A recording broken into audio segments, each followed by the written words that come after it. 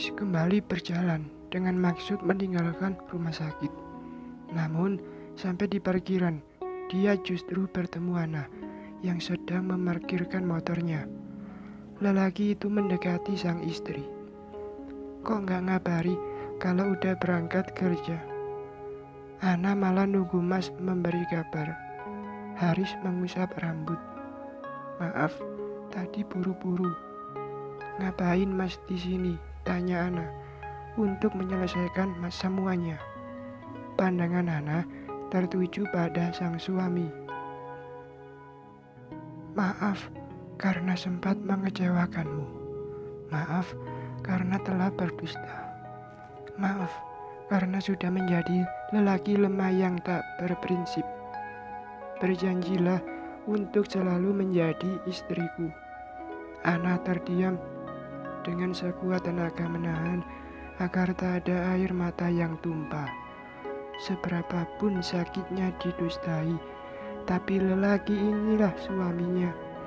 Seberapa tidak berprinsipnya dia, tapi dia juga ayah dari anak yang kini ada dalam kandungannya. Pernah terpikir ingin menyudahi, tapi kemudian hati menuntut untuk berdamai. Toh di atas segala kesalahan, Haris sudah memberi yang terbaik. Ana menyunggingkan selari senyum. Ana sudah memaafkan Mas Haris, asalkan bisa berjanji untuk tidak lagi berbohong apapun alasannya. Haris mengangguk dan memeluk sang istri sekejap. Mas sudah menceraikan Maria. Ada yang menusuk dada Ana perlahan, tapi kemudian ia membuang napas lega. Tapi bibirnya tak bisa berkata apapun.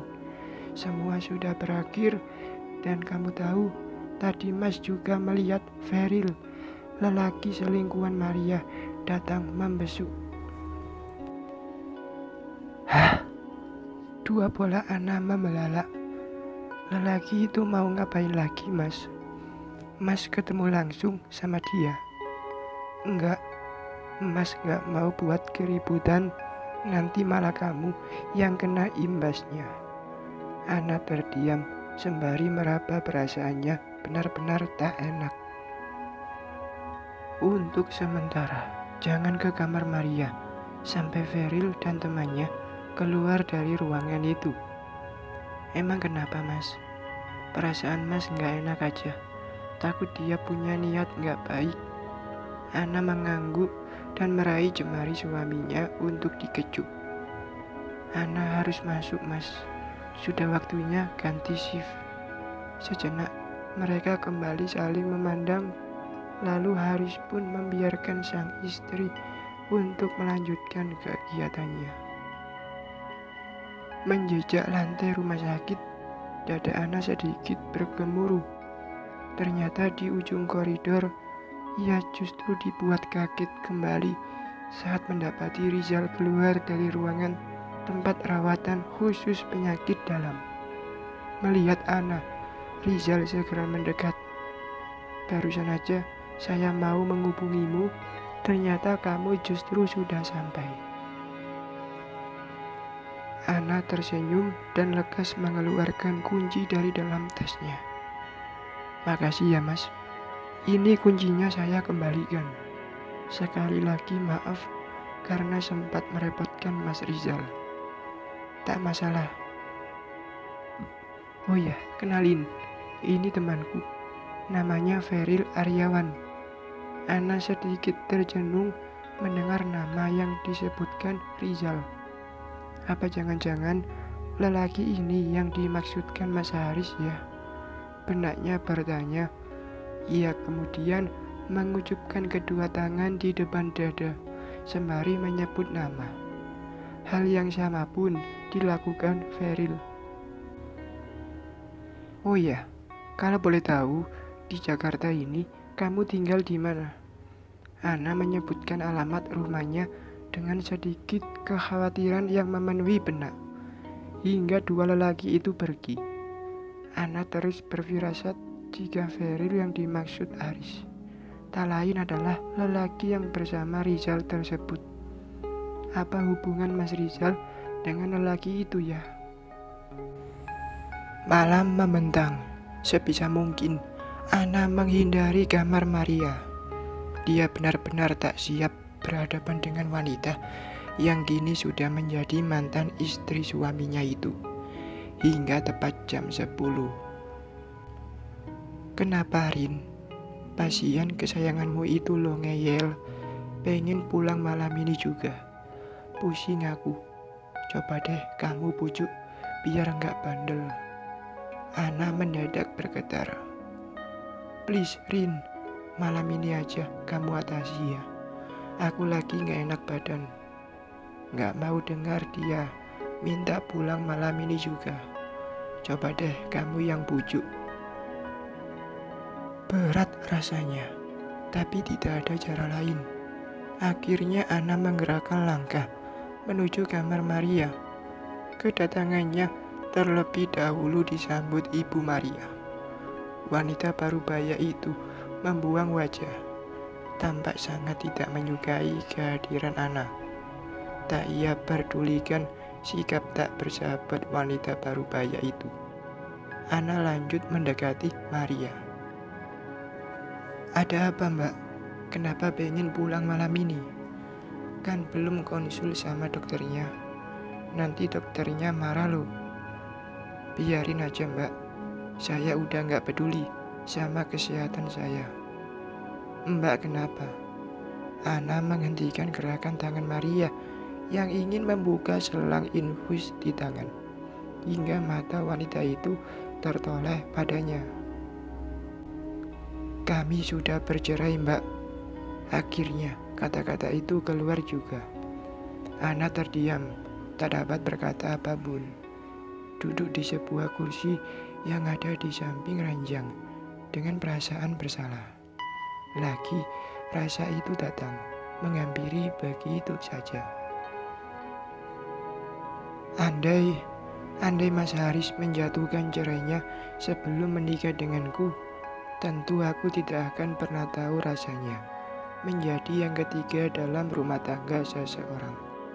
Meskipun rumah tangga tersebut memang sudah diambang kehancuran, tapi begini aku selalu merasa bersalah. Mas Haris tidak mau peduli, Mbak. Dia sudah benar-benar melupakan aku. Padahal dahulu, walau marah karena kesalahan yang ku berbuat, dia masih mau sedikit saja memberi perhatian. Tapi setahun ini, dia benar-benar berubah. Lagi, kata-katanya membuat kedudukan Ana seperti seorang tersangka. Ana memilih diam, menjawab hanya akan memperpanjang masalah. Mbak gak tahu gimana rasa sakit yang kualami ini. Maka itu, aku sudah tak ingin peduli lagi pada hidupku, Mbak. Biarkan aku pulang. Karena jika terus di sini, aku akan semakin merasa tersakiti. Tak dapat lagi menahan, air mata begitu saja memenuhi kedua netra Ana. Maafkan aku, Mbak. Maria tak menjawab, tapi masih terisak. Bertahanlah sampai besok. Kami akan melaporkan pada dokter tentang keinginan Mbak ini. Ana menempatkan dirinya sebagai seorang perawat dengan tugas menjaga dan merawat pasien. Dia tak ingin terus menyalahkan dirinya sendiri atas kesalahan Haris. Selanjutnya, Ana tak lagi menunggu.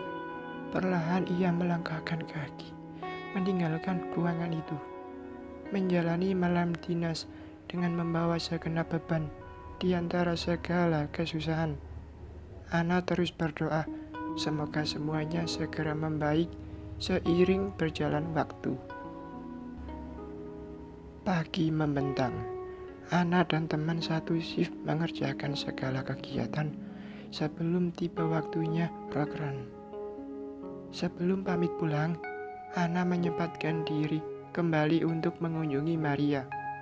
Wanita itu tampak sudah lebih tenang, tapi terlihat begitu acuh pada Ana. Tapi Ana sudah meyakinkan diri untuk tidak lagi menyalahkan dirinya. Dia sadar ada bayi dalam rahim yang harus ia jaga kondisinya. Pulang ke rumah, Ana tidak menemukan Haris ada di rumah, sedang mama mertuanya sudah kembali ke Bandung kemarin sore. Ana membuka pintu kamar dan mendapati ruangan sudah sangat rapi dan wangi. Sedih dan bahagia bercampur di dalam dada. Ana kembali melangkah untuk menyucikan diri. Setelahnya merebahkan diri di atas ranjang. Saat menyibak selimut, ia mendapati sebuah buket bunga mawar, kartu dan coklat. Sang wanita membaca kartu tersebut.